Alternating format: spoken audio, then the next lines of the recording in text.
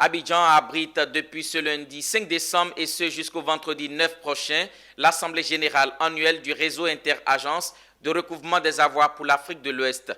Au menu du conclave en terre ivoirienne, des panels et communications sur la problématique de la criminalité financière transnationale, mais également le bilan de l'année écoulée et les perspectives pour le futur. Issa Badini et Marius Siri pour le compte-rendu de la cérémonie d'ouverture. 50 milliards de dollars américains passent entre les mailles des filets dans la zone ouest africaine du fait de la criminalité financière transnationale.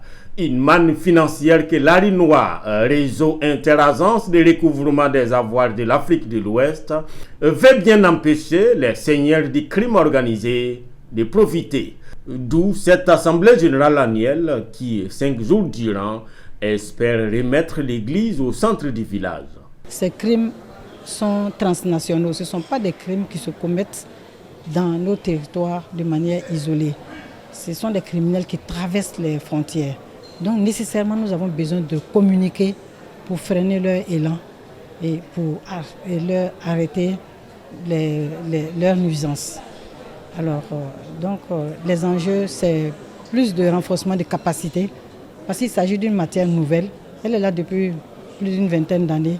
Mais c'est quand même une matière nouvelle, la lutte contre la criminalité organisée. 5 jours de conclave chrono bien agencés selon la secrétaire permanente de l'organisation.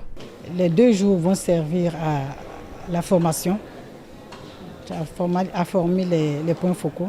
Leurs capacités seront renforcées avec la venue des experts d'Europe et puis d'Afrique.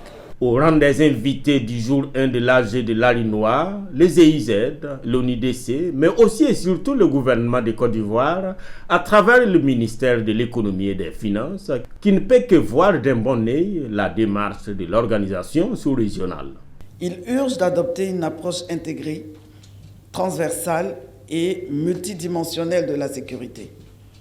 Dans cette optique, le réseau constitue un formidable facteur de performance et un cadre de coopération propice à la disposition des structures nationales. Créé il y a 8 ans au Ghana, l'ARINOA regroupe l'ensemble des pays de la CEDEAO, représentés chacun par un point focal.